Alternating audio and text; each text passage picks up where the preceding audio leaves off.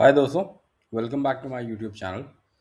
तो आज हम डिस्कस करेंगे कि निफ्टी में क्या चल रहा है, बैंक निफ्टी में क्या चल रहा है और आगे मार्केट अप्रैल मंथ में किस तरीके से मूव करेगा, क्या हमारे सपोर्ट लेवल हैं, क्या रेजिस्टेंस लेवल हैं। तो इस वीडियो को एंड तक ज़रूर देखिएगा।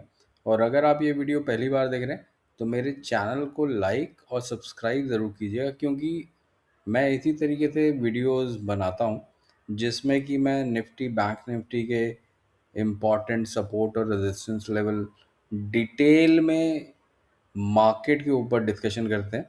और अगर कोई भी स्टॉक मूव हो रहा है तो 10 से 20% के टारगेट के साथ उसमें ट्रेड में सजेस्ट करता हूँ, लेकिन वो ट्रेड लेना है या नहीं लेना है वो आपके डिसीजन होते हैं, और आप वो ट्रेड लेने से पहले अपने फाइनेंशियल एडवाइजर से ज़रूर कंसल्ट कीजिएगा।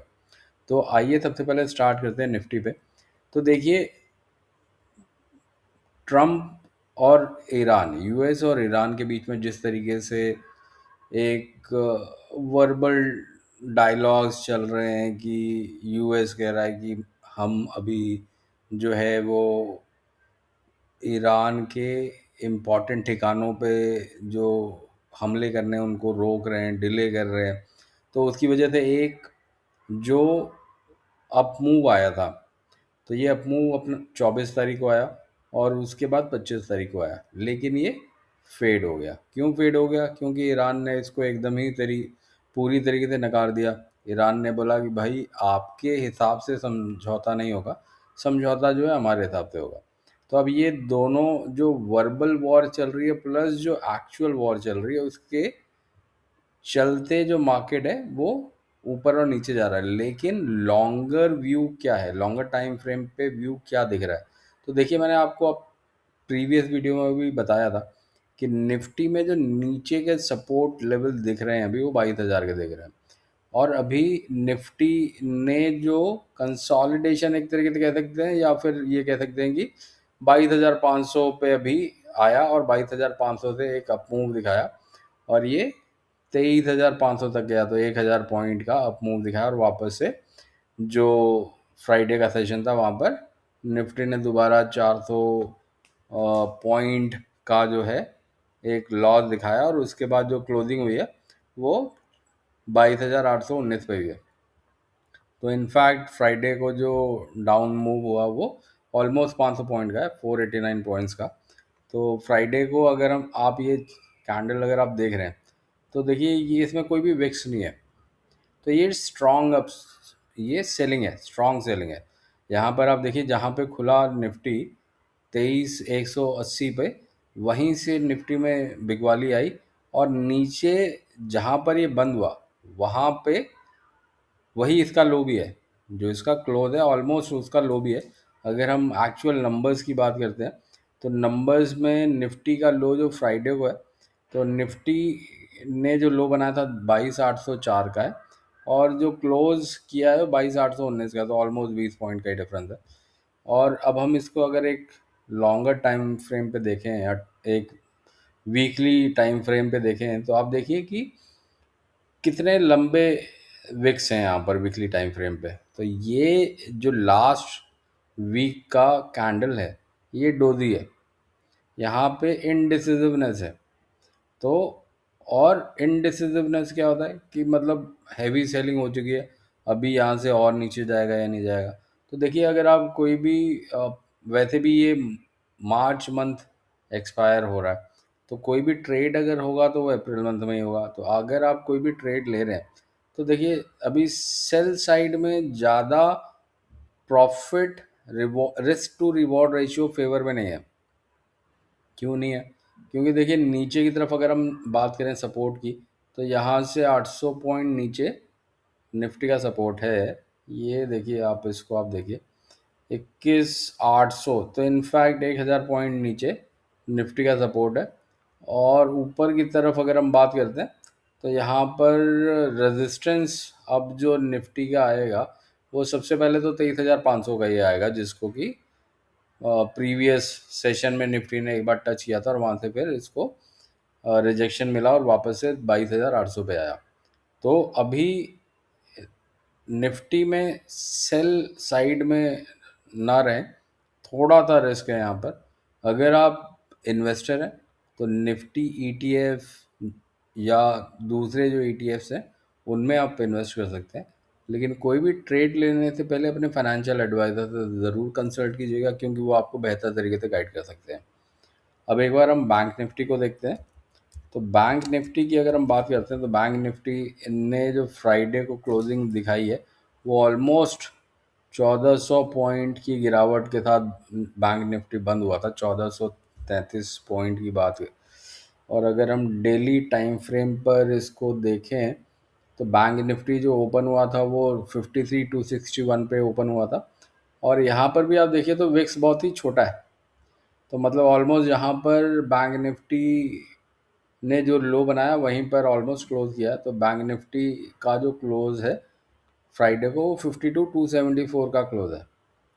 और बैंक निफ्टी का जो अभी तक लो बना है वो 51,382 का बना।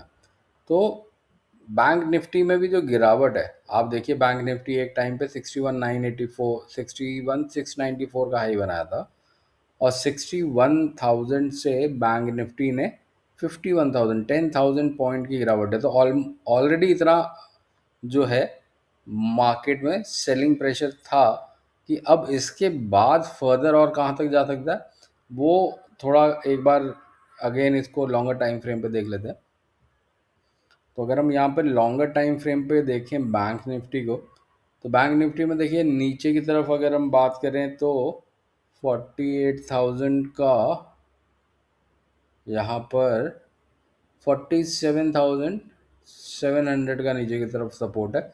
इसके ऊपर 50,300 का एक और सपोर्ट बन सकता है। आप इस लेवल को देखिए, तो ये एक लेवल और है। तो देखिए 50,500, और या फिर इसको राउंड ऑफ कर लें तो 50,000 जो है वो बैंक निफ्टी में सपोर्ट का काम करेगा। और 50,000 को बैंक निफ्टी किसी भी वजह से ब्रेक करता है तो फिर 48,000 जो है वो नेक्स्ट सपोर्ट लेवल है। लेकिन अगेन बैंक निफ्टी में भी काफ़ी 10,000 पॉइंट की सेलिंग आ चुकी है, तो इसमें फर्दर मैं कोई भी सजेस्ट नहीं करूँगा कि सेल या पुट ऑप्शन कोई भी लेकर ट्रेड करें। लेकिन आप कोई भी ट्रेड अगर आप करना चाहते हैं बैंक निफ्टी में तो अपने फाइनेंशियल एडवाइजर से ज़रूर कंसल्ट कीजिएगा। मेरे हिसाब से अभी बैंक निफ्टी का जो नेक्स्ट सपोर्ट है 50,000 और 50,000 के बाद जो है वो 48,000 का बैंक निफ्टी में सपोर्ट है। अब एक बार गोल्ड और सिल्वर को भी देख लेते हैं दोस्तों। तो अगर हम बात करते हैं गोल्ड की, तो गोल्ड देखिए 4400 के करीब जो है वो कंसोलिडेट कर रहा है। पिछले 4-5 दिन से 4400 के लेवल को ब्रेक नहीं किया, लेकिन ऊपर भी नहीं गया, तो एक तरीके से कंसोलिडेशन फेज है। तो यहाँ से जो डायरेक्शन हो तभी क्लियर होगी जब गोल्ड या तो नीचे की तरफ 4400 को ब्रेक करता है और नीचे की तरफ जाता है। तो 4400 को ब्रेक करेगा तो नेक्स्ट सपोर्ट जो है वो 3800 जो है वो गोल्ड में बनेगा। तो अगर आप किसी भी गोल्ड में अगर आप ट्रेड लेना चाहते हैं तो आपको ये लेवल जो है वो काम आएंगे। बाकी ट्रेड लेना है नहीं लेना वो आप अपने फाइनेंशियल एडवाइज़र से कंसल्ट करेंगे तो वो आपको बेटर गाइड कर पाएगा। और इसके बाद 3800 को अगर किसी भी वजह से गोल्ड ब्रेक करता है तो फिर 3500 का नेक्स्ट सपोर्ट लेवल है गोल्ड में। तो इसको तो देखिए अभी फ़िलहाल गोल्ड या सिल्वर में ये जो डायरेक्शन एक बार क्लियर हो तो उसके बाद ही कोई भी ट्रेड सजेस्ट कर सकते हैं। तो ये 3500 का नेक्स्ट सपोर्ट यहाँ पर गोल्ड में दिख रहा है। इनफैक्ट ये 3300 का सपोर्ट है। तो ये 3500 है, क्योंकि ये 3500 मैं इसलिए कह रहा हूँ क्योंकि यहाँ पर एक बार जो है 3500 आने के बाद यहाँ से सेलिंग प्रेशर आया था और फिर एक महीने बाद इसको गोल्ड ने ब्रेक किया था 3500 को। तो 30 अभी 4500 का जो है ये सपोर्ट लेवल है। गोल्ड में, और 4500 को किसी भी वजह से ब्रेक करता है तो नेक्स्ट सपोर्ट जो है वो आप 4000 से 3900 से 4000 के बीच में जो है वो गोल्ड में सपोर्ट आएगा। और किसी भी वजह से अगर 3900 4000 लेवल को ब्रेक करता है गोल्ड, तो फिर जो नेक्स्ट सपोर्ट लेवल है वो 3500 का। अब एक बार हम सिल्वर को भी देख लेते हैं दोस्तों। तो सिल्वर में भी अगर आप देखिए तो यहाँ पर 6900 के आसपास, $69 के आसपास ही सिल्वर जो है वो ट्रेड कर रहा है। और 60, और ये जो इसका सपोर्ट लेवल है 66-65 डॉलर मान के चलिए। तो 66-65 को अगर किसी भी वजह से सिल्वर अगर ब्रेक करता है तो नेक्स्ट सपोर्ट जो सिल्वर में आ रहा दिख रहा है वो $54 का सिल्वर में दिख रहा है। अब मैं एक बार निफ्टी को फिबोनाची पे भी एक बार देख लेते हैं दोबारा से, निफ्टी और बैंक निफ्टी पे। और एक बार देखते हैं कि जो हमारे रेजिस्टेंस ऊपर की तरफ बनेंगे वो क्या बनेंगे। तो हम यहाँ पर 26,383 का जो लेवल है उसको हम लेके चल रहे हैं, जो कि टॉप है। और यहाँ पर देखिए 23% जो 23,404 का, जहाँ तक कि निफ्टी ने दोबारा से डाउन टर्न दिखाया। और अगर 23,404 को निफ्टी किसी भी अच्छी खबर पर ब्रेक करता है तो फिर नेक्स्ट जो रेजिस्टेंस बनेगा वो 23,973 या 24,000 का आप कह सकते हैं। 24,000 के बाद फिर 24,400 का रेजिस्टेंस ऊपर की तरफ बन रहा है। तो नीचे की तरफ जो सपोर्ट है वो तो मैंने आपको बताया था, 22,000 का नीचे की तरफ सपोर्ट है। और ऊपर की तरफ जो रेजिस्टेंस है वो 23,400 का। और 23,400 के बाद फिर जो नेक्स्ट रेजिस्टेंस है वो 24,000 का नेक्स्ट रेजिस्टेंस। एक बार बैंक निफ्टी भी फिबोनाची पे देख लेते हैं कि क्या रेजिस्टेंस और क्या सपोर्ट लेवल बन रहे हैं बैंक निफ्टी में। तो नीचे की तरफ तो मैंने आपको बताया ही है कि नीचे की तरफ बैंक निफ्टी में जो सपोर्ट लेवल बन रहे हैं वो कौन कौन से बन रहे हैं, 50,000 और 48,000 का। लेकिन ऊपर की तरफ अगर रेजिस्टेंस की बात करते हैं तो 53,800 देखिए यहाँ से ये इसका एक रेजिस्टेंस बन गया। और 53,800 को अगर ब्रेक करता है तो फिर 55,300 का नेक्स्ट रेजिस्टेंस बैंक निफ्टी में बनता है। तो ये तो मेरा जो है एनालिसिस वो निफ्टी, बैंक निफ्टी, गोल्ड और सिल्वर पे। कुछ स्टॉक भी देख लेते हैं। पिछले वीडियो में मैंने बताया था कि निफ्टी आईटी जो है वो कंसोलिडेट कर रहा है, तो एक बार निफ्टी आईटी को दोबारा से देख लेते हैं कि निफ्टी आईटी किस तरीके से बिहेव कर रहा था। तो देखिए निफ्टी आईटी में यहाँ पर बाइंग आ रही है। तो देखिए निफ्टी और बैंक निफ्टी में सेलिंग आई, लेकिन वो सेलिंग निफ्टी आईटी में नहीं दिख रही है। तो यहाँ पर लोगों को आईटी स्टॉक में जो है वो वैल्यूएशन दिख रही है, क्योंकि इसमें काफ़ी ऑलरेडी गिरावट आ चुकी है। तो यहाँ से जो मूव है वो ऊपर की तरफ ही निफ्टी आईटी में दिख रहा है। तो एक बार हम टीसीएस और इन्फोसिस को भी एक बार देख लेते हैं कि चार्ट पे किस तरीके से दिख रहा है। तो देखिए टीसीएस जो है वो यहाँ पर 2356 का जो है नीचे की तरफ सपोर्ट दिख रहा है। और इसको अगर किसी भी वजह से ब्रेक करता है तो दूसरे सपोर्ट लेवल टीसीएस में कहाँ पर आएंगे वो एक बार देख लेते हैं। और अगर ऊपर की तरफ जाएगा तो क्या लेवल आएंगे वो भी देख लेते हैं। तो ये 2350 का एक सपोर्ट है। और 2350 किसी भी वजह से ब्रेक करता है तो 2150 का नेक्स्ट जो है वो सपोर्ट टीसीएस में है। और 2150 के बाद फिर राउंड फिगर में आप 2000 के लेवल को भी ले सकते हैं कि 2000 का लेवल जो है वो नेक्स्ट सपोर्ट का काम करेगा। और 2000 के बाद फिर 1600 का लेवल जो है वो टीसीएस में काम करेगा सपोर्ट का। तो ये, और फिबोनाची पे भी एक बार देख लेते हैं कि फिबोनाची पे किस तरीके से सपोर्ट और रेजिस्टेंस। नीचे की तरफ सपोर्ट तो मैंने आपको बता दिया, ऊपर की तरफ रेजिस्टेंस भी एक बार देख लेते हैं। और इसको हम डेली टाइम फ्रेम पे जाते हैं। तो देखिए डेली टाइम फ्रेम पे ऊपर की तरफ रेजिस्टेंस जो है 2900 का है निफ्टी टीसीएस में। और 2900 को अगर ये ब्रेक करता है तो फिर दोबारा 3200 का ऊपर की तरफ रेजिस्टेंस आएगा।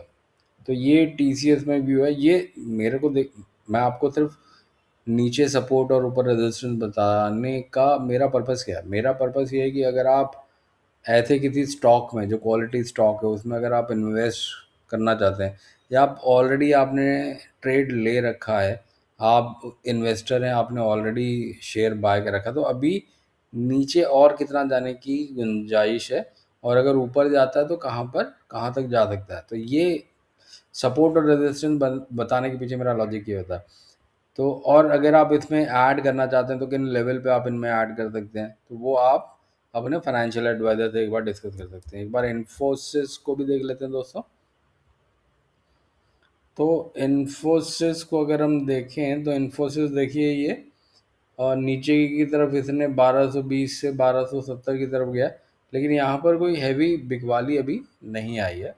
और अगर हम वीकली टाइम फ्रेम पर देखें इन्फोसिस को, तो आप देखिए कि ये जो लेवल है, इस लेवल से पहले भी 1200 के लेवल से पहले भी खरीदारी आई है, और यहाँ पर भी थोड़ा कंसोलिडेशन हो रहा है।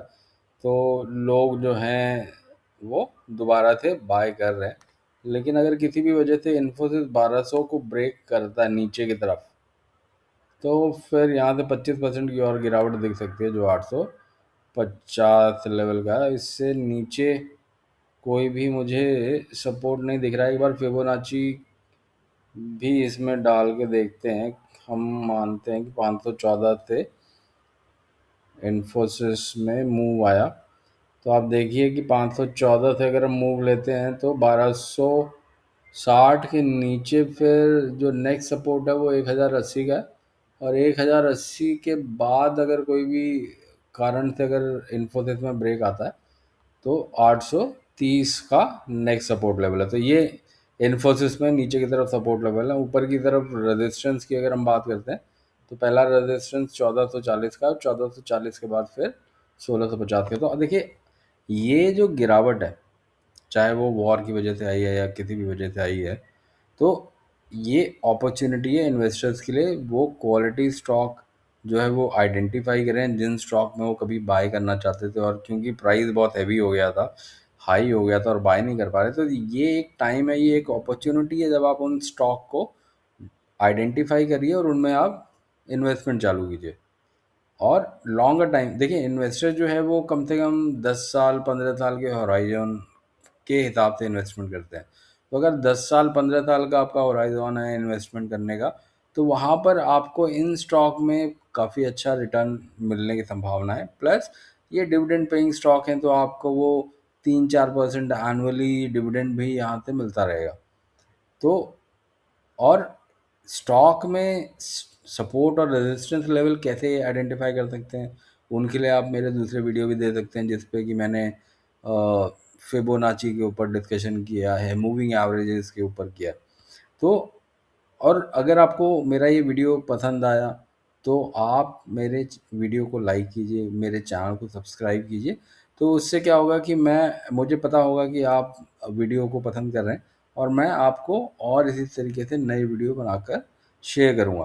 तो which will help you in gaining more knowledge about share trading, किस तरीके से इवैल्यूएट करते हैं, प्राइस मूवमेंट को किस तरीके से ट्रैक करते हैं। तो इसी के साथ दोस्तों मैं अपना ये वीडियो यहाँ पे समाप्त करता हूँ। See you in my next video.